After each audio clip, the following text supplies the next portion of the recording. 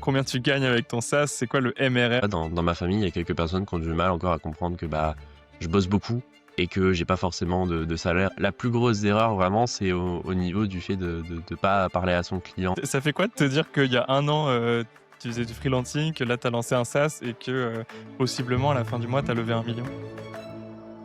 Hello à tous et bienvenue sur cette nouvelle vidéo. Aujourd'hui, on a le plaisir d'accueillir Nathan, qui est un ancien développeur qui vit aujourd'hui de son SaaS. Hello Nathan, comment vas-tu? Salut, ça va super et toi? Ouais, ça va, nickel. Écoute, trop content de t'avoir sur la chaîne, de faire ce podcast avec toi. Je pense que tu vis le rêve de la plupart des devs freelance et de un jour vivre de son SaaS. Déjà, est-ce que tu peux nous présenter un peu, voilà, ton parcours et comment tu en es arrivé là? Alors mon parcours, si je reviens vraiment au tout début, on va dire que quand j'étais petit, alors j'avais à peu près 10 ans, j'étais super curieux, j'ai que et à cause de cette curiosité, enfin plus grâce à cette curiosité, je me suis penché sur, comment ça marche un site internet et tout ça. J'ai commencé à créer mon premier site.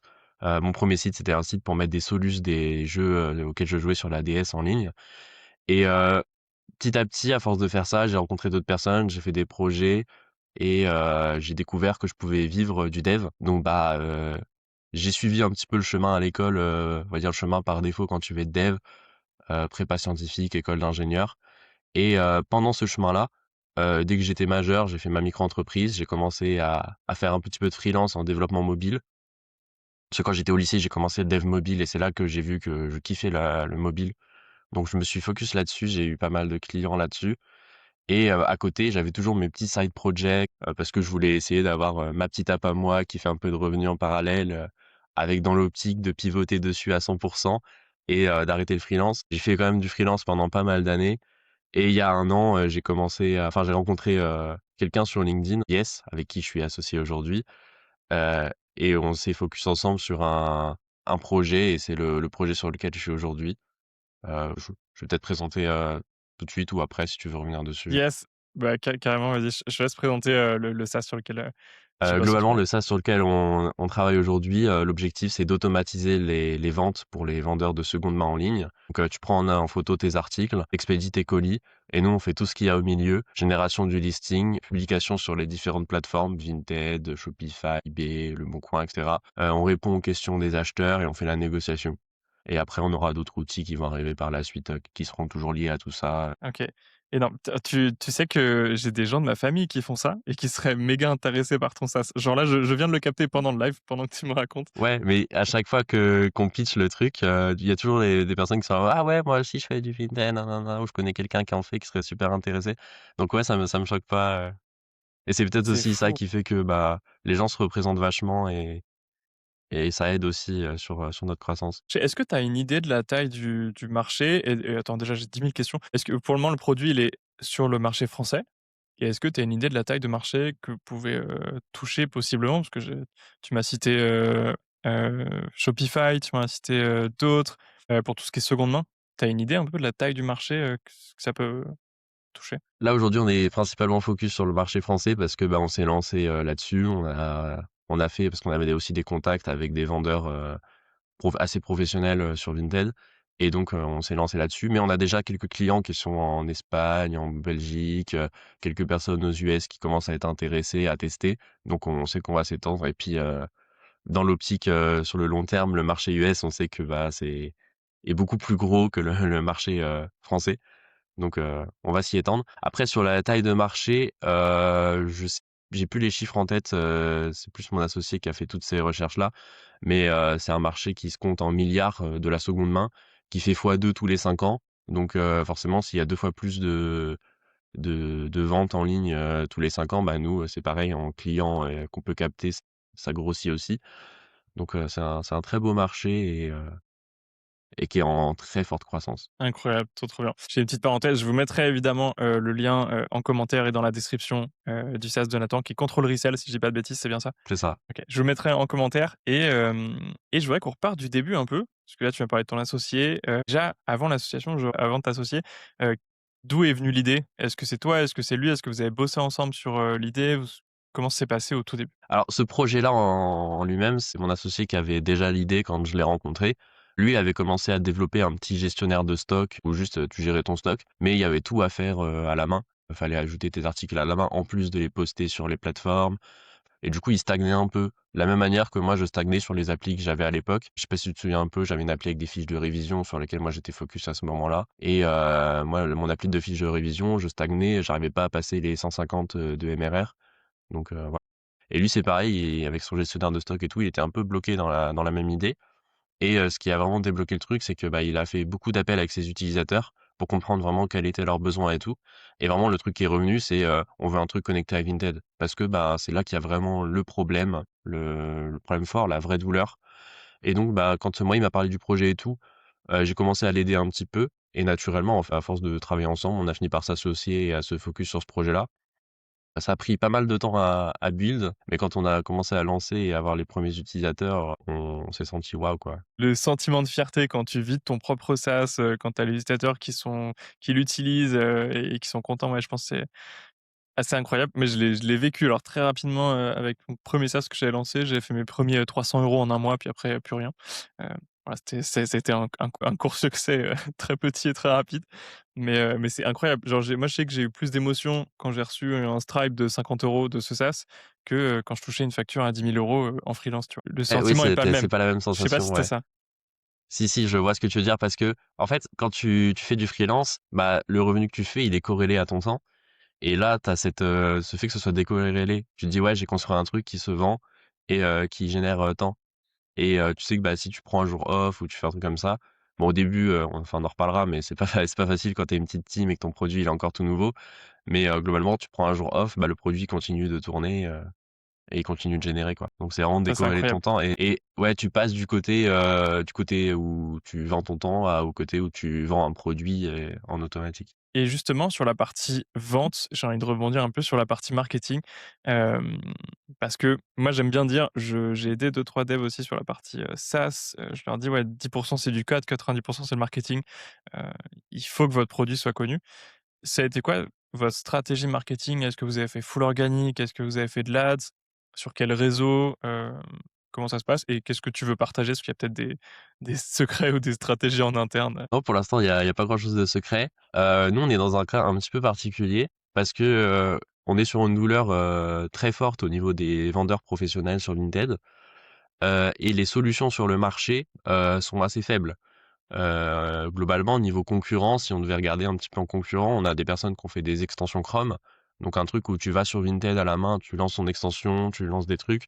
Mais nous, par rapport à nous, on a un système où, tu as directement le truc sur ton téléphone, tu as rien à avoir qui tourne sur ton ordi. Bah, ça tourne en automatique, 24 heures sur 24, 7 jours sur 7. On est les seuls à avoir ce positionnement aujourd'hui, comme ça, donc en fait, on a très peu de concurrence et donc en fait, dès qu'on a des clients qui sont enfin, dès qu'on a des «prospects» entre guillemets, intéressés, ils vont convertir très facilement chez nous et ils vont y rester aussi très facilement. Donc on a cette particularité-là et sinon, globalement, ce qu'on a fait au début, enfin, ce que mon associé avait commencé à faire, c'est qu'il a fait pas mal de vidéos avec, des personnes connues qui faisaient du Vinted et qui vivaient du Vinted.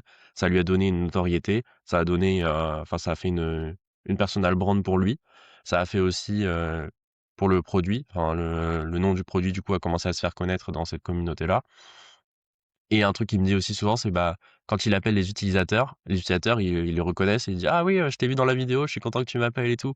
Donc quand on a fait les premiers clients un peu en cold call, c'est parti, vraiment, super vite. Globalement, aujourd'hui, l'acquisition, c'est, 100 le contenu qu'on a fait sur YouTube, les calls qu'on a fait au début, je veux dire peut-être les 6 premiers mois, on faisait de l'acquisition avec du call. Après, beaucoup de bouche à oreille où, bah, les clients qui sont chez nous, qui sont super contents, ils en parlent, aux personnes qu'ils connaissent, qui font la même chose et ça s'étend petit à petit. Bien sûr, après là, on est encore sur la période du début, donc c'est pour ça qu'on est que là-dessus. Mais par la suite, on prévoit, de continuer, et de reprendre même le contenu sur YouTube, parce que là, aujourd'hui, le contenu sur YouTube, on n'en fait plus beaucoup. Et une autre technique, qu'on a, prévue, c'est, le fait d'aller chercher un peu les données aussi sur les marketplaces, de voir les vendeurs. Parce que, par exemple, quand tu vas sur Vinted, tu peux voir les vendeurs, tu peux voir combien d'articles ils ont, tu peux voir le nombre de ventes qu'ils ont fait. Donc nous, on est capable d'aller sur les plateformes, de regarder, ça et de contacter des vendeurs, directement, pour proposer le produit avec un truc vraiment super personnalisé parce que, bah, on a les infos du nombre de ventes, des types d'articles qu'ils vendent et on peut leur faire une estimation, voilà, vous allez gagner tant de temps par semaine avec telle quantité d'articles, avec tel panier moyen et cetera. Un truc super personnalisé, quoi. Ça, on l'a pas encore mis en place, mais on est en train de le mettre en place. Ça, c'est trop cool et ça, c'est de la data qui est gratuite, genre sur Vinted, où ils ont une sorte de classement des top vendeurs et toi, tu peux aller les prospecter directement? Non, non, juste quand tu te balades sur Vinted, en fait, tu peux voir les profils des gens et il y a toutes les datas que tu as besoin, en fait. C'est juste les profils utilisateurs. Il y a pas de classement ou quoi spécifiquement, mais OK, il y a quand même trop pas mal bien. de data. Et donc si on résume, là, du coup, avant de parler des chiffres, ça va être la vignette, pour, heu, pour après, mais avant de parler des chiffres, si on résume l'acquisition marketing, c'est tu as pas fait d'ads, tu as pas fait de pay ads, c'est vraiment full organique et de On a fait l'affiliation quelques un petit peu? tests de Google Ads, là, il y a quelques jours pour voir un peu ce que ça donnait. Je reviendrai peut-être dessus après, mais globalement, c'est que dalle pour l'instant. On a de l'affiliation avec, vraiment les gros vendeurs, on a quelques affiliés. Ouais, ça représente, peut-être, quelques ventes en plus, mais il y a quand même beaucoup de personnes qui arrivent avec le bouche à oreille. Trop bien. Ouais, donc full organique, bouche à oreille et là, la question que tout le monde veut savoir, c'est, combien tu gagnes avec ton SaaS? C'est quoi le MRR actuel, Alors, je vais casser un petit peu le mythe aussi là-dessus. Aujourd'hui, là, on est à 9K de MRR, ça paraît génial et tout, mais après quand tu regardes ce qui reste à la fin du mois, parce que du coup, on a une infra un petit peu complexe avec les connexions à certaines plateformes. Par exemple, Vinted, ils ont pas d'API. Donc on a un système avec des machines virtuelles et un navigateur qui va faire les actions sur Vinted. Là où d'autres plateformes comme Shopify ou eBay, on a juste une API, classique. Du coup, ça, c'est quelque chose qui nous coûte, assez en infra. On a calculé nos prix et tout pour que ce soit pris en compte et qu'on soit rentable, mais globalement, il y a genre, un tiers du chiffre d'affaires qui repart, dans l'infra. Après on a aussi nos coûts fixes. Comme ça, au début, quand tu as pas beaucoup de clients, les coûts fixes, ça mange une grosse partie de ton bénéfice, mais plus tu as de clients, bah, plus, tu commences à vraiment percevoir de ta marge. Et du coup, là, pour l'instant, jusqu'ici, on s'est pas encore versé de salaire. Donc, techniquement, nous, on gagne zéro. Mais on sait que là, d'ici un mois ou 2, on va commencer à parce que là, on commence déjà, vu qu'on est à 9K de MRR, les coûts fixes commencent à ne plus tout manger et on commence à avoir du bénéf, quoi. trop bien, ouais, à dégager du bénéf donc ouais, c'est hyper intéressant de le rappeler. C'est que, OK, tu peux faire des 9-10 K de MRR, un peu le Oui, le goal, je pense, le rêve de tous les devs freelance, mais il faut prendre en compte, ouais, tes coûts fixes. Comme tu as dit, toi, dans votre cas spécifiquement, vu qu'il y a pas d'API, tu as un tiers qui part, dans l'infra et que vous êtes 2 aussi, 2 associés, donc et on est 2, évidemment, ouais. diviser les profits, là-dessus. OK, Après, je sais que le cas du coup infra, c'est pas un cas qui s'applique à tout le monde. Je sais que tu as des applis, bah, ils font par exemple 10K de MRR, ils remettent un tiers dans l'Ads et après le reste, c'est du bénéf, voilà. Donc ça dépend du SaaS, quoi. et ça Mais fait nous, combien de c'est temps vas-y, dis-moi. mais nous, on n'a pas le choix avec forcément le service qu'on veut proposer de passer par là pour l'instant. La seule solution, en fait, pour vous, ça serait que, Vinted, par exemple, mette en place une API publique et cetera. Truc, bah, une fois qu'on sera intégré avec beaucoup de marketplaces et qu'on aura, un volume de market, Vinted, géré beaucoup plus élevé, on sera en position aussi d'aller négocier avec eux ces trucs-là. On a déjà, d'autres marketplaces avec qui on a un marketplace avec qui on a négocié, ce truc-là, qui est encore petit, mais on a discuté avec les fondateurs directement, on les a croisés à un événement, c'est super cool et on a négocié, ils vont faire une API spécialement pour nous et puis nous, on va leur amener, des vendeurs déjà faits, donc c'est gagnant-gagnant et au fur et à mesure qu'on sera intégré à plein de marketplaces, bah, on pourra dire à Vinted: «Bah, peut-être vous nous filez une API et on propose un truc super ou alors, bah, on se barre et puis tant pis, vous perdez, ce volume-là qui est généré par nos clients, quoi» Mmh, et là, incroyable, ça nous permettra de réduire nos coûts et tout. Puis c'est pareil, au fur et à mesure qu'on va avoir de plus en plus de marketplaces, avec les marketplaces API, ça va aussi un petit peu augmenter la marge par rapport aux marketplaces qui ont pas d'API. Donc c'est quelque chose déjà aujourd'hui, on est rentable, mais par la suite, on le sera de plus en plus, quoi. trop bien. On avait commencé à parler en off aussi un peu de il y a l'imaginaire des devs qui disent: «Ouais, tu fais 9-10 K avec ton SaaS, c'est bon, en gros, ça tourne en automatique et tu bosses même pas 1 heure par jour et tu te dors la pilule». Est-ce que c'est le cas actuellement? À quoi ressemblent tes journées? Est-ce que tu bosses qu'1 heure par jour? Est-ce que tu bosses beaucoup? Comment ça se passe? On est plus à, 10-12 heures par jour parce que, bah, forcément, on est une petite équipe. Tout ce qui est tech, repose sur moi. Mon associé s'occupe plus du produit, relations clients, et cetera. Même si de temps en temps, il m'aide aussi sur le côté tech. Il fait peut-être 10 de ce qui est tech, mais les 90 autres c'est moi qui les gère. C'est vraiment mon rôle, quoi. Je suis là, focus sur la tech. Je parle un peu avec les clients parce que quand il y a des bugs ou quand il y a des besoins de features, bah, je veux comprendre un peu aussi, qu'est-ce qui va pas ou qu'est-ce qui est nécessaire, pour faire le truc correctement, ce qui est super important, pour aller dans la bonne direction. Si tu écoutes pas enfin, petite parenthèse, mais si tu suis pas, les besoins clients, tu builds un truc, qui sert à rien ou qui est pas calibré avec ce qu'il y a besoin et donc Ça se vend beaucoup mieux si ça répond vraiment aux besoins du client. Complètement. Et ouais, du coup, assez grosse journée parce que, bah, petite équipe et encore produit, jeune. Heu et nous, en plus, on a la difficulté, d'avoir notre infra un petit peu complexe. C'est pas juste une API, il y a toutes les VM et cetera à gérer. Ça nous apporte pas mal de bugs aussi. Donc pour l'instant, c'est encore des grosses journées, mais on sait qu'avec le temps, ça va sûrement aussi se réduire. On planifie de recruter, ça c'est pareil, pour se répartir un peu les tâches, et tout. Donc en tout cas, au début, faut pas s'attendre à bosser 1 heure par jour.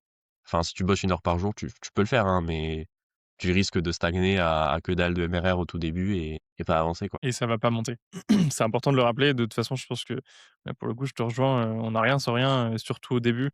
Hem, il faut bosser à fond. Je te dis ça parce qu'on est là, on tourne la vidéo, on est le 15 juin, donc on est, 2026, mi de l'été. Moi, je sais qu'hier, j'ai eu au téléphone un mec qui fait de l'accompagnement, sensiblement comme moi, mais sur un marché différent et qui fait 1 million, entre 1 million et 1,5 million de chiffre d'affaires annuel.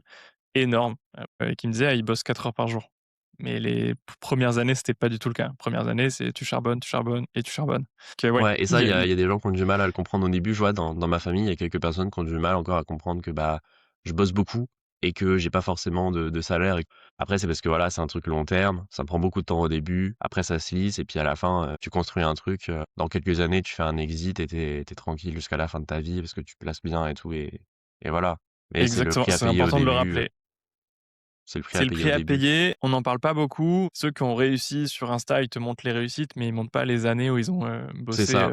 un peu comme des chiens et comme tu dis, ça fait partie, ouais, de toute façon, plus tu prends de risques, plus tu seras récompensé et là, c'est de l'entrepreneuriat, tu montes ton projet, tu le développes, c'est toi qui gère tout, qui gère les clients, donc c'est indispensable. Très important de le rappeler que, bah, quand il y a un projet qui réussit et tout, il y a eu tout ce qu'il y a avant. Genre moi, avant de faire Control Resell, j'ai fait plein d'autres applications. C'est là que j'ai appris, j'ai fait mes premières ventes, mes premiers euros, j'ai compris comment on vendait un truc, comment on acquérait des utilisateurs. Enfin, j'ai appris toutes ces choses-là. Des applis qui sont pas forcément allées loin ou quoi, mais c'est tout l'accumulation de tous ces projets-là où entre guillemets «j'ai échoué», où j'ai appris Mmh, des choses, qui fait qu'aujourd'hui là, je suis sur peut-être mon 10e projet et que ce 10e projet, c'est celui qui a commencé à aller quelque part. ouais, hyper important de le rappeler. J'allais te demander combien tu viens de dire 10, combien de projets tu as pu faire, combien de SaaS tu as pu faire et le premier tu l'as commencé quand? Est-ce que c'était il y a 1 an, 2 ans, plus? Le premier que j'ai vraiment monétisé, je l'ai commencé en 2021 et en vrai, je l'ai gardé, quasi tout le long. C'est mon app de fiches de révision que j'ai voulu, vraiment, ne pas abandonner parce que c'était mon petit bébé. Mais entre 2 j'ai fait plein d'autres applications, qui sont pas forcément allées très loin. Des fois, il y en a, elles ont duré que quelques mois et puis après, j'ai vu qu'il y avait 0 utilisateur, je faisais pas de vente ou quoi, ou ça convertissait pas et du coup, bah, je l'ai laissé de côté parce que je pouvais pas mettre mon énergie sur 15 apps différentes. Est-ce que tu as eu une inspiration? Je pense à Marc Lou notamment qui est hyper connu pour, build et lancer des SaaS en 1 mois ou 2 et puis après enchaîner, je crois qu'il en a une vingtaine, il a un portfolio de Ouais, SaaS. mais tu sais Est-ce que que je suis ça a allé le été voir il y a pas longtemps. Je l'ai croisé c'est vrai? enfin il avait fait un événement en décembre et on s'est croisés, on a discuté et tout et ouais, bah, Incroyable. en vrai, c'est une inspiration, je pense que beaucoup de devs indés, qui veulent se lancer en SaaS et tout, ils ont. Parce que ouais, c'est le petit rêve de voilà, il a réussi, il a fait ça, voilà et du coup, tu as vite envie de faire comme lui, quoi. Après la différence qu'il a, c'est que lui, bah, tu vois, il fait plein de trucs, il lance beaucoup et il les garde tous en parallèle. Là où moi, tu vois, je suis focus sur, un seul SaaS et mon objectif, c'est de vraiment pousser celui-là à faire des millions, voire des milliards, faire vraiment OK, une ouais, grosse boîte, quoi. ouais, ta stratégie, c'est pas de build, ouais, comme lui vraiment et de changer, enfin, tous les 2 3 mois en lancer un nouveau. C'est vraiment tu vas te mettre focus sur Control Resell pendant, des mois, voire des années. Ouais, là, dans 5 ans, je serai sûrement encore sur Control Resell, à temps plein, quoi. OK. On refera un podcast dans 5 ans, peut-être que On verra je te souhaite que l'évolution, tu ouais. sois à l'exit à ce moment-là. Ouais, bah, dans 5 ans, il y a moyen que ce soit pas loin, quoi, un truc du style. Mais il y aura eu l'évolution, bah, la team qui se sera agrandie, la base de clients, les différents pays, ou marketplace qu'on aura intégrés. Enfin, il y aura plein de choses forcément qui auront évolué et même la vision, sur comment elle aura bougé, quoi. Trop bien, super intéressant. Et tu m'as dit au début, les 6 premiers mois, vous faisiez, la vente en appel, c'est ça? C'est des toute la partie vente se faisait en appel? Je vais te retracer la timeline, exacte. On a Vas-y. commencé à build vraiment la version intégrée à Vinted, donc passer du gestionnaire de stock, un peu cru de base, à une version connectée à Vinted en mars 2025. En mai, on a eu nos 2 premiers clients de test, des personnes qu'on connaissait bien, où mon associé il avait fait des vidéos et des podcasts avec eux. Ils sont venus chez nous pour faire quelques tests. Donc on avait 2 clients. On avait un client qui était un gros vendeur et on avait un autre client qui c'était une boutique physique à Lille, qui voulait synchroniser son Shopify avec Vinted pour vendre en automatique sur Vinted sans avoir rien à faire en plus. Donc on les a gardés peut-être 2-3 mois en vraiment en privé que eux pour vraiment build le produit adapté aux besoins et tout ça. En août, on est arrivé au moment où on n'avait plus trop d'économies de nous à côté. Donc on s'est dit: «Bah, soit on vend parce qu'on peut plus se permettre d'injecter nous-mêmes pour payer les frais fixes, soit on n'en avait pas le choix, quoi». Donc on a commencé à faire mon associé a commencé à faire pas mal de cold call. Il avait des super taux de conversion grâce justement aux vidéos. Parce que, les gens le connaissaient, donc une petite démo rapide et les gens, ils étaient tout de suite chauds et on avait super tôt j'ai pas les taux en tête, mais peut-être, 2 calls sur 3, ça convertissait, quoi. Incroyable. Ouais, plus de Et on a 50 fait, de conversion. ouais, c'est pas mal et on a fait ça de août à mi-décembre, heu, où on a continué de build, de stabiliser le truc parce que, forcément toute l'infra avec les VM et tout, on se rend pas compte comme ça, mais c'était vraiment galère à mettre en place. Et on avait régulièrement des soucis avec ça, donc on a continué de faire du cold call et de stabiliser jusqu'à décembre. Et fin décembre, on a lancé le self-serve, donc là où les gens ils peuvent directement venir sur l'application et prendre leur abonnement sans qu'il y ait besoin que nous on fasse un paiement Stripe à la main et qu'on active à la main dans la base de données. Et c'est là où ça a commencé à monter d'un coup. Alors si tu regardes la courbe, tu vois au tout début, c'est plat. De premiers clients, voilà, ça monte un tout petit peu. Août, ça monte jusqu'à, décembre où il y a même une petite baisse parce qu'à un moment on faisait moins de cold call et plus de stabilité et après décembre, tac, ça monte d'un coup et gros pic au moment du lancement. Après bon, ça remonte tout doucement. En février, on a fait une vidéo de démo, pareil, ça remonte d'un seul coup et puis après avec le bouche à oreille et un petit peu d'affiliation parce qu'on a quelques gros vendeurs qui ont de l'affiliation qui ramènent, des gens, ça montait bien et puis, là en ce moment on est sur du, 30 month over month donc, c'est plutôt cool, quoi. C'est incroyable. Donc là, hyper intéressant en plus ce que tu dis, c'est que la courbe de MRR sur Stripe, elle est corrélée à chaque lancement de vidéo YouTube. C'est-à-dire que à chaque fois que tu On a lances fait une une vidéo vidéo démo à un ou moment, une démo, ouais, heu, donc c'est ce qui a là plu. forcément la vidéo démo parce qu'il y a plein de gens qui en fait, avaient pas trop vu le nouveau produit et tout, donc ils savaient pas trop à quoi s'attendre. Donc forcément la vidéo démo ça même si elle a pas fait énormément de vues, ça nous a rapporté énormément de monde et après là on n'a pas refait beaucoup de vidéos parce que là on est encore dans les derniers trucs, stabilisation et intégration de certains marketplaces, les petits bugs, pour répondre vraiment à la majorité des cas d'usage et après là en ce moment aussi on est en train de préparer notre levée de fonds.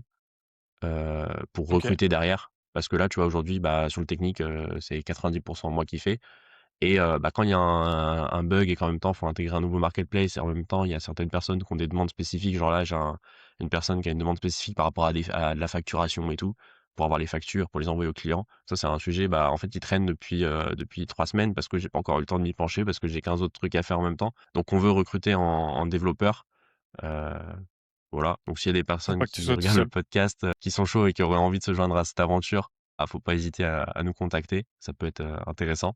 Du coup, voilà, on veut agrandir l'équipe, donc là, on est en train de préparer notre levée de fonds. Là, à l'heure d'aujourd'hui, on cherche à lever à peu près 700 000, plus si on peut et on a, 450-500 000 de personnes qui sont déjà engagées, prêts à signer des conclôtures, quoi. Donc ça se passe vraiment bien. Trop bien. Voilà, pour, recruter et aller plus vite, quoi. D'un côté, sur le côté technique et aussi de l'autre côté, on veut quelqu'un qui est à temps plein, sur la création du contenu sur YouTube et les montages et tout ça. Enfin, on a des OK. fiches de poste sur notre site, éventuellement s'il y a des personnes qui veulent les détails.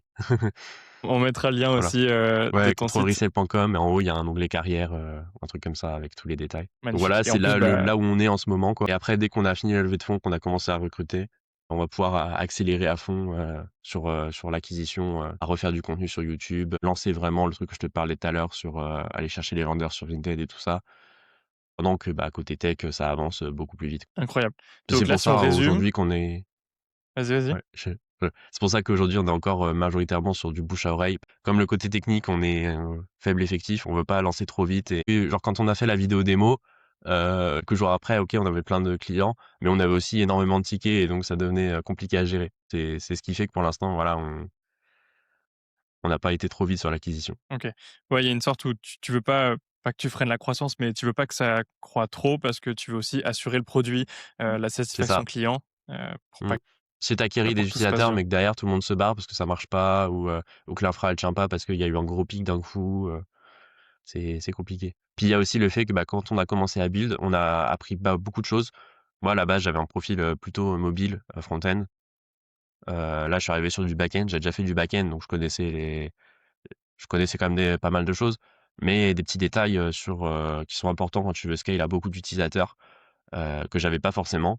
Par exemple, il y a 3 4 semaines, j'ai fait une semaine où j'ai revu toutes les requêtes à la base de données qu'il y avait dans le back-end et j'ai tout optimisé parce que, bah, il y avait des index qui manquaient, il y avait des requêtes avec des n+1, sur, la récupération des données, enfin, plein de choses qui faisaient que, bah, quand on avait 3 4 utilisateurs, on s'en fichait, ça se ressentait pas. Mais quand là, on en a aujourd'hui, 250 qui sont actifs et qui utilisent le produit, plusieurs heures par jour avec, tous les allers-retours avec Vinted où il y a, je sais pas, peut-être 700 comptes Vinted qui tournent en permanence. Du coup, genre la charge, elle commence à être, beaucoup plus élevée et tu commençais à avoir des time out à droite à gauche. On s'est dit: «Ouais, bon là, ce genre de truc, il faut qu'on revoie» et du coup, ça nous fait passer du temps, corriger les erreurs qu'on a fait et apprendre aussi au fur et à mesure. Donc c'est toutes ces choses-là, en fait, qui sont invisibles aux yeux des utilisateurs, mais qui, au fur et à mesure qu'on scale, on doit les faire, y passer à un moment ou à un autre et on peut pas, scale à, x10, du jour au lendemain parce que sinon ces trucs-là, ils vont péter et une fois qu'on aura fait le tour et qu'on aura une équipe plus grosse, on pourra aussi intervenir plus vite. C'est là que justement on pourra débloquer vraiment le scaling. Ouais. Non, c'est pas juste, tu fais x10 sur les ads ou sur l'organique pour essayer de vraiment d'exploser. C'est que en plus, il va falloir, d'abord que le SaaS soit possiblement techniquement, solide pour, pouvoir gérer la charge et les utilisateurs. Ouais, ça c'est notre petit défi, surtout avec notre infra, assez originale. Sur le coup, que tu avais pas le choix par rapport à Vinted. Et là, si on résume, c'est que tu as fait 700 000 €, enfin 700 000 € de levée de fonds, c'est l'objectif. On est en juin. Si jamais c'est validé, est-ce que vous avez déjà une date, de quand est-ce que vous pourrez avoir cette levée de fonds? Quand est-ce que vous pourrez recruter? Est-ce que c'est dans les 6 prochains mois? Est-ce que c'est pour l'année prochaine? Est-ce que c'est plus tôt? Heu, comment ça se passe? On a commencé à faire la levée, vers, début mai, je crois, un truc comme ça et là, vu où on en est et puis les calls qui sont programmés et tout ça, fin juin, mi-juillet, normalement, on clôture la levée de fonds donc c'est vraiment plus pour longtemps. Parce que là, on a Incroyable. fait globalement une levée de fonds avec, principalement des business angels donc au début, c'est des petits tickets et tout et puis, on a des contacts aussi avec, quelques fonds d'investissement où, bah, si tu as déjà, les 2 tiers de la levée, eux, ils vont venir, ils vont rajouter la fin. Alors, je sais pas si tu connais Kima Venture et tous ces fonds-là qui viennent suivre un petit peu. Heu, on est en contact avec eux, on a des calls où on va leur présenter et tout. Ils ont l'air déjà assez chauds pour l'instant de ce qu'on a échangé avec eux. Ils rajoutent le billet de fin et c'est pour ça que là, on a prévu 700 K, mais avec ces fonds-là qui vont arriver à droite à gauche et tous les followers qu'il y a, on va peut-être arriver à 1 million à la fin C'est énorme. donc C'est voilà. c'est ça fait Le quoi de te dire qu'il y a un an, tu faisais du freelancing, que là tu as lancé un SaaS et que, possiblement à la fin du mois tu as levé 1 million. D'un côté, on se détache aussi, de l'argent en lui-même parce que, bah, des fois, mon associé me dit: «Oh regarde, on a fait 500 balles de CA aujourd'hui, oh regarde le MRR, on a gagné, 100 balles de MRR par rapport à hier» et puis des fois je regarde: «Ouais, OK, bon, c'est cool mais Tu es tu étais tu plus aussi attaché ouais, tu plus aussi attaché que, au tout début où tu es là, quand tu fais tes premiers euros et tout, tu es trop content et là, bah, voilà, c'est devenu un peu normal. Là, tu vois, on fait la levée de fonds mais on sait que, bah, déjà, c'est pas des sous pour nous, c'est des sous pour l'entreprise oui. et c'est des sous qu'on va mettre à 100 dans le recrutement et tout ça. Oui. De Genre, toute façon, c'est pour l'objectif, réinvestir c'est dans la boîte, ouais, pour faire grossir. on a ouais, on avait calculé les 700 K, c'est pour, 1 an avec tous les profils qu'on a recrutés et puis les dépenses annexes, même si, au final, bah, ces dépenses, elles vont se couvrir aussi avec le MRR qui monte et la marge qui monte. Mais globalement, on avait calculé pour ça, donc c'est vraiment du budget pour recruter, quoi. Et au niveau du recrutement, quand on a commencé la levée de fonds, on s'est dit: «Vas-y, on se laisse, à peu près 6 mois pour, trouver les bons profils». Ça faisait un truc style, septembre ou quelque chose comme ça. Mais bon, comme la levée de fonds prend un peu de temps et encore là, si on la clôture, fin juin, mi-juillet, en soi, c'est pas mauvais parce que souvent tu as des levées de fonds qui vont prendre entre 3 et 6 mois. Là, on se sera dit: «Voilà, 2-3 mois, en vrai, c'est pas trop mal». Ça va. Donc mais on veut trouver les bons profils, on veut pas se précipiter et se dire: «Vas-y, on prend le 1er qui vient» et au final, on fait une connerie et parce que les recrutements sont super importants, surtout, au tout début, quoi. Ouais. Ouais, surtout au tout début, clairement. Et pour revenir sur la levée de fonds, tu vois, j'ai aucune idée de qui est-ce qu'on va voir pour faire une levée de fonds? Comment on fait? Qu'est-ce que tu dois montrer? Est-ce que tu dis: «Bah, tiens, tu montes ton Stripe, regardez, je fais, 9K de MRR». Comment ça se passe pour écouter levée de fonds? Alors, c'est pas le sujet que je maîtrise le plus, parce que c'est vraiment mon associé qui s'est occupé, Lies, qui s'est occupé de tout ça.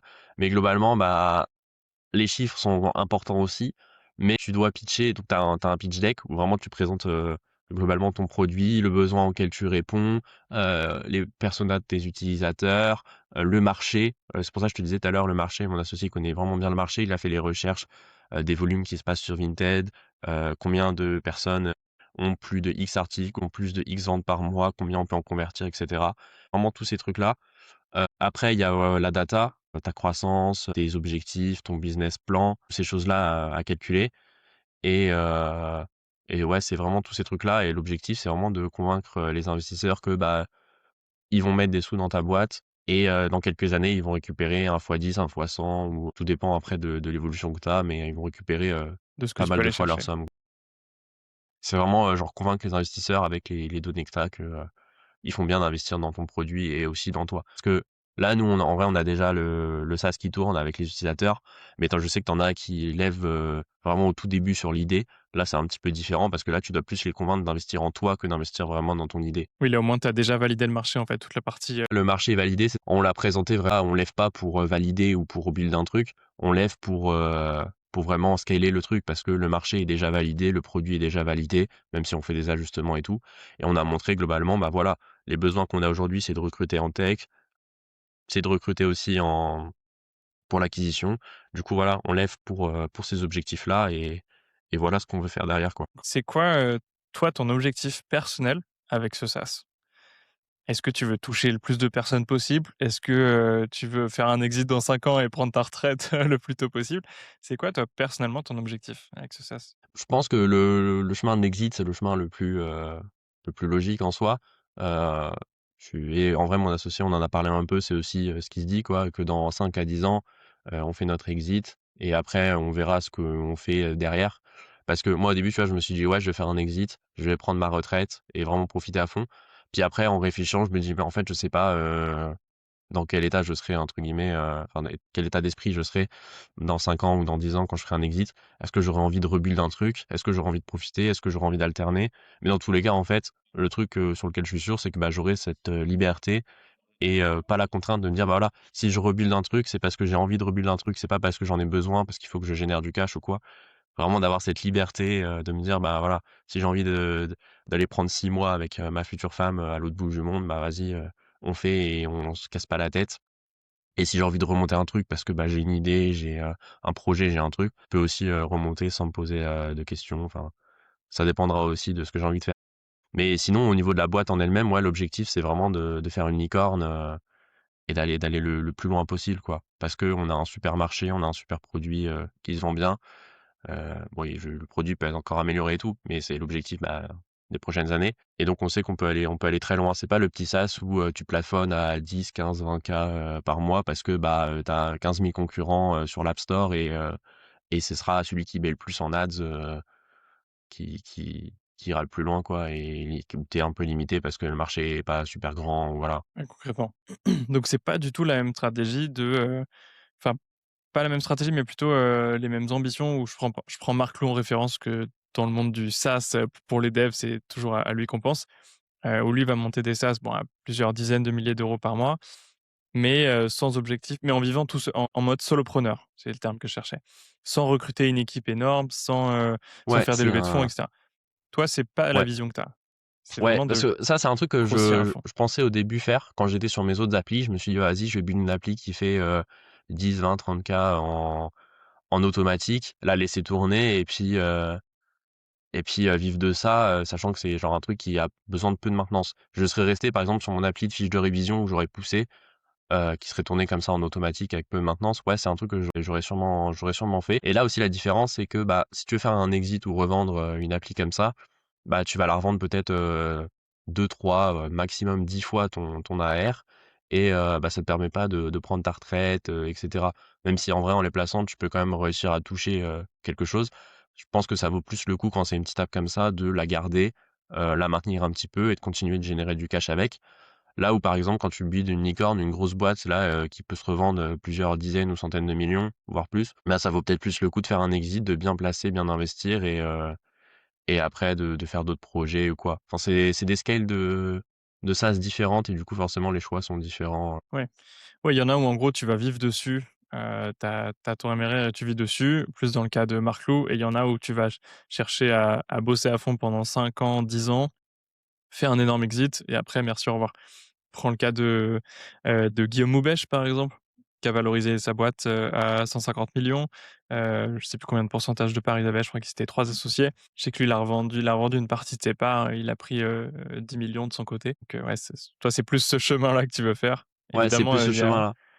qui est long, beaucoup d'embûches, mais je te souhaite d'y arriver et de réussir et c'est déjà bien parti parce que, il y a 1 an, ton SaaS n'existait pas et là, à la fin du mois, tu Ouais. as quasiment 1 million d'euros de levée pour recruter et tout défoncer avec, ton SaaS. Ouais, c'est ça, on je pensais pas il y a 1 an, bah, je le dis souvent, mais quand j'ai commencé le projet, je pensais pas déjà, apprendre toutes ces choses-là, voir toutes ces choses-là, passer par tous ces chemins-là, enfin, on s'y attend pas en fait, et puis ouais, quand j'ai commencé, je pensais pas non plus, que ça allait faire une grosse boîte comme ça. Je l'ai découvert aussi au fur et à mesure, En étudiant le marché, ouais, de se rendre compte aussi, bah, de l'impact que notre produit il a chez les utilisateurs et tout et on s'est rendu compte que ouais, en fait, on peut faire un gros truc.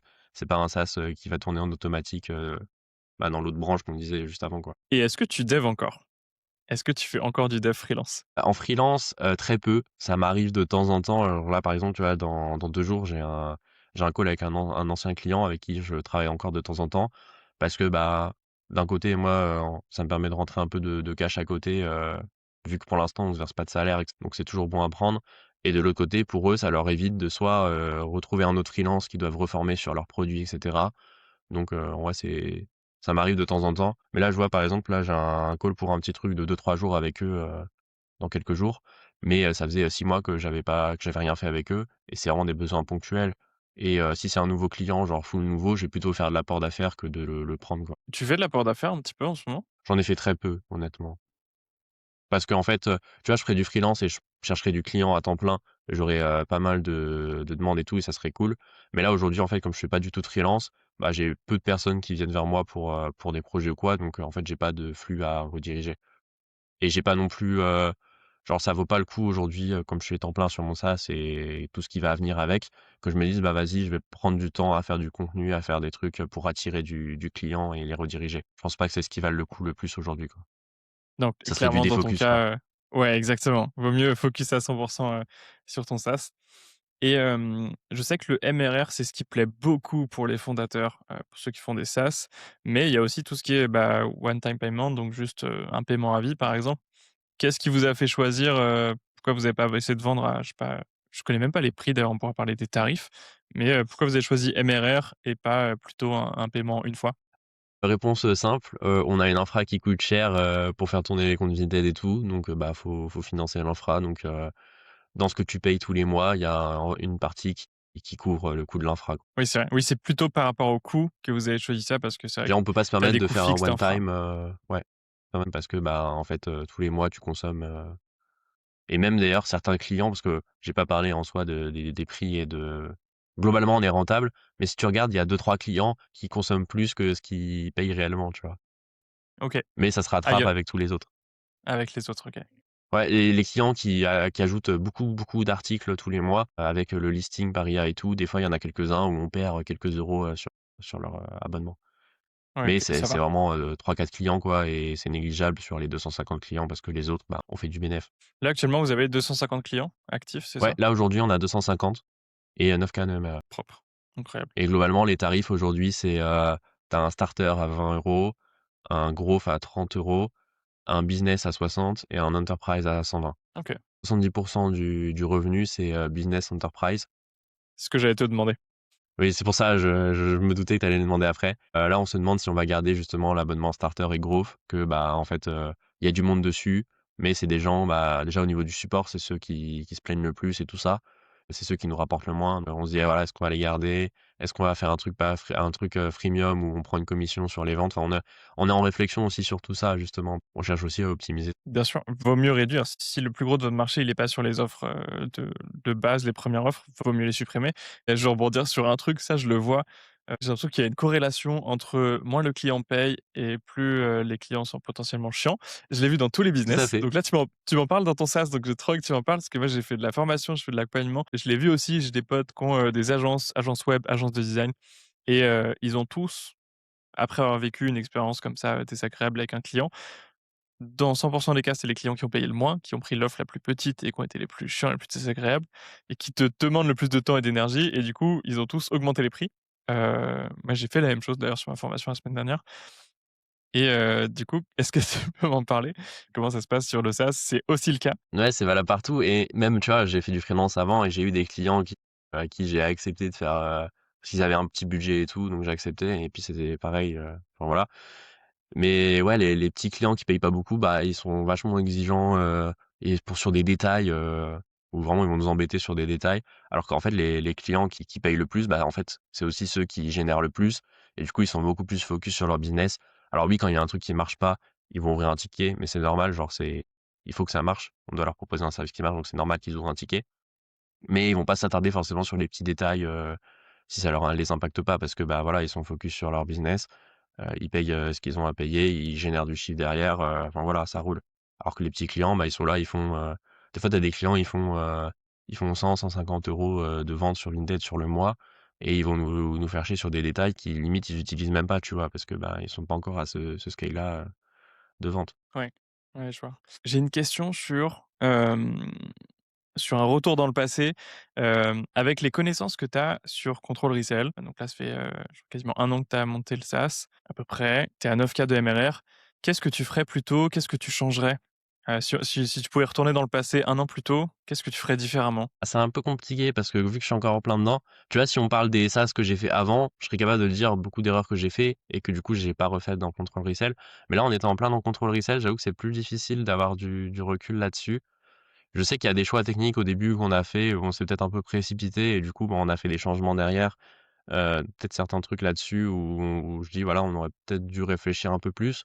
Je sais par exemple aussi certaines choses, genre au début, on voulait aller vite, on n'a pas trop fait de tests unitaires. Puis quand on a commencé à avoir beaucoup de fonctionnalités, beaucoup de règles métiers, on s'est un peu mordu, on s'est un peu ramassé, sur certains trucs et du coup, on a passé énormément de temps derrière à refaire du test et tout. Donc peut-être des choses comme ça. Après, comme on est en plein dedans, Ouais, c'est assez c'est difficile dur de de se dire: voir, «Voilà, qu'est-ce qu'on aurait refait différemment?» Tu me OK. reposes la question dans 2-3 ans, peut-être là, j'aurais plus de choses à dire, mais là, c'est vrai qu'aujourd'hui, c'est encore un peu limite. Mais tu vois, Et si si on tu parle des autres apps que j'ai faites avant, je serais capable de te dire: «Voilà, j'ai fait ces conneries-là et vas-y, je veux pas les refaire». peux nous faire un listing justement? Je pense que ça peut être hyper intéressant pour les je pense qu'il y aura beaucoup de devs freelance qui vont nous écouter, qui ont sûrement lancé déjà plusieurs SaaS, mais qui n'ont jamais encore vendu ou qui sont en train ou qui veulent, lancer un SaaS.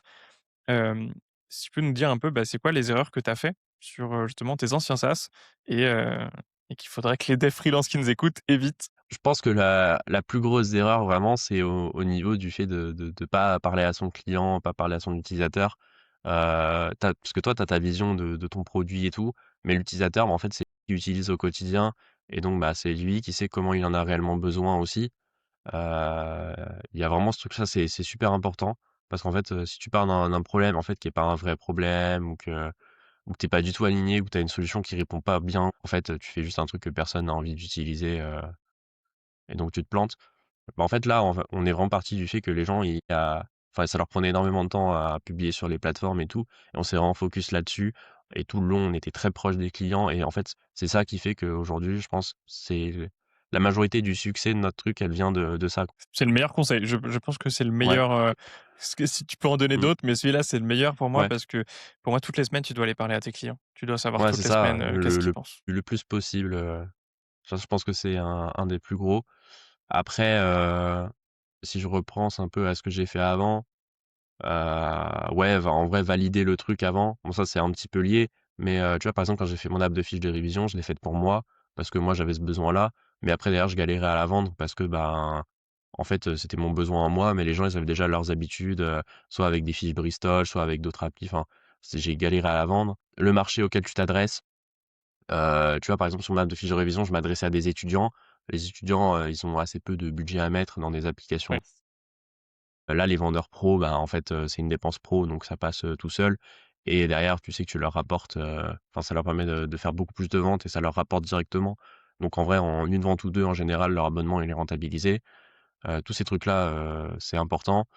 Le fait de vouloir, s'adresser à tout le monde, quand tu fais tes offres et cetera, bah, ça peut aussi te nuire dans le sens où, en fait, tu veux parler à tout le monde, mais en fait, tu parles à personne. Ton truc, il est trop générique. Nous, on s'est vraiment focus sur les vendeurs pros, dès le début, parce qu'on savait que c'est là qu'il y avait le plus de valeur à capter et tout et après, sur le temps, on s'étend à des vendeurs plus casual. Moi, c'est le cas aussi que j'avais sur mon app de fiche de je prends beaucoup cet exemple-là parce qu'en vrai, c'est là où je pense que j'ai le plus appris de mes erreurs. Mais quand j'ai fait mon app de fiche de révision, je voulais m'adresser à tout le monde et au final, bah, en fait, ça parlait à personne. Il y avait pas de vaut mieux se focus sur un persona, et faire vraiment des trucs spécifiques à ce persona que de vouloir faire un truc qui parle à tout le monde et au final, bah, en fait, ça intéresse personne parce que c'est juste un truc générique, comme il y en a 150 autres, complètement. Et quand c'est générique, ça va pas répondre à ta problématique. Le client, il veut que ça lui réponde: «Ah putain, j'ai un truc qui me fait chier, une grosse problématique, j'ai une douleur». Tu build quelque chose qui répond exactement à ça et c'est beaucoup plus simple, comme tu dis, quand tu as un persona, quand tu as une cible, voire même quand tu une niche parce que du coup, tu peux, bah, comprendre, ta niche, comprendre quelles sont leurs problématiques, quelles sont leurs douleurs, quels sont leurs désirs et donc build un produit en fonction de tout ça. Est-ce qu'il y a d'autres choses que tu aimerais, rajouter, pour ce podcast, que tu aimerais dire sur le SaaS? bon, en vrai, on a déjà parlé de plein de choses. Je pense que c'est déjà pas mal complet. Non, j'ai pas de choses qui me viennent là comme ça, Qu'est-ce qu'on peut te souhaiter pour la suite, mis à part, fin du mois d'avoir, 1 000 000 en levée de fonds? Bah, en vrai, on vit beaucoup aussi au jour le jour, on voit les défis au jour le jour, nos priorités changent beaucoup en fonction des besoins des clients. Donc ouais, continue enfin, trouver les bons profils, qu'on va recruter, pour que l'équipe, on ait vraiment une super équipe et je pense que ouais, c'est le truc qu'on a le enfin moi, c'est le truc qui me hype le plus quoi, d'avoir d'autres personnes dans ma team et de bosser à plusieurs. Ouais, de vraiment construire quelque chose avec une équipe, beh, incroyable. Sachant qu'en plus, moi, je vais republier sur mon compte LinkedIn, là, j'ai 25 000 abonnés, 80-85 c'est que des devs freelance donc si ça peut Mmh. t'aider pour le recrutement, je Ouais, ouais, c'est republierai pour ça la aussi, on en vidéo. avait parlé vite fait, mais ouais. Bien Peut-être qu'il sûr. y a un freelance qui va se dire: «Putain, le projet est trop bien, j'ai trop envie de bosser avec eux». Donc Est-ce que tu as ouais. déjà un peu la stack que tu veux partager pour la partie recrutement ou on redirigera directement, sur ton site avec Bon, je la peux fiche de partager poste? des détails rapides. Côté front-end, on est sur du React Native. Côté back-end, on a toute la stack en Kotlin, sauf, 2 services, qui sont un peu différents parce qu'il y en a un, on fait du traitement d'image, il est en Python et il y en a un, on fait des stats. C'est un truc tout fait qui est en JS. Mais sinon tout le reste, c'est une stack, Kotlin back-end. Ça, c'est mon côté que je viens du dev mobile, j'adore le langage. Ouais, Langage, typé strictement, les coroutines qui sont géniales et tout. Donc on a fait ce choix de faire tout le back-end et tout le même tout les interactions avec le navigateur, les VM et tout, on a redéveloppé un truc en Kotlin qui est super rapide. À la base, on avait fait un truc en Python, mais c'était super lent, il y avait des problèmes, d'asynchrone et tout, enfin bref. Donc on a fait ce choix-là et ouais, en gros, je pense que c'est ce qui résume, front, React Native, back-end Kotlin. OK, trop bien. Et ben écoute, si on a des devs, React Native et Kotlin, en plus, je sais que j'en ai pas mal dans mon réseau, donc allez postuler, allez voir le SaaS de Nathan et écoute, trop, trop bien et merci, pour ceux qui sont encore là, de nous avoir écoutés jusque-là. On fera, sûrement un prochain podcast, si tu veux, dans 1 an, dans, 2 ans ou plus, pour voir un peu pour suivre Ouais, ça peut être l'avancée. cool de voir l'évolution, Ouais, dans le temps. Mais vraiment, c'est une super aventure et en fait, quand on commence, on s'attend pas à vivre tous ces trucs-là, mais on découvre plein de choses. Même s'il y a des jours où c'est pas facile, il y a des fois des jours où je me lève, je me dis: «Oh ça me saoule, j'ai pas envie». Ça arrive des fois, un problème d'infra le dimanche matin, je me dis: «Oh vas-y, je resterai bien dans mon lit», mais bon, faut le régler sinon les clients après ils partent. Mais sinon dans l'ensemble, c'est quand même une super aventure et en vrai, je suis pas déçu d'avoir choisi ce chemin-là. trop bien. Beh, tu bien raison. Félicitations. Félicitations pour, franchement d'avoir build un SaaS et d'être déjà à quasiment 10 K de MRR, donc magnifique et c'est que le début. Merci Nathan. Je te dis, à très bientôt et puis on se voit la semaine prochaine, nous, pour une nouvelle vidéo sur YouTube. À bientôt. Ciao, ciao. Merci à toi pour l'interview. Ciao, ciao.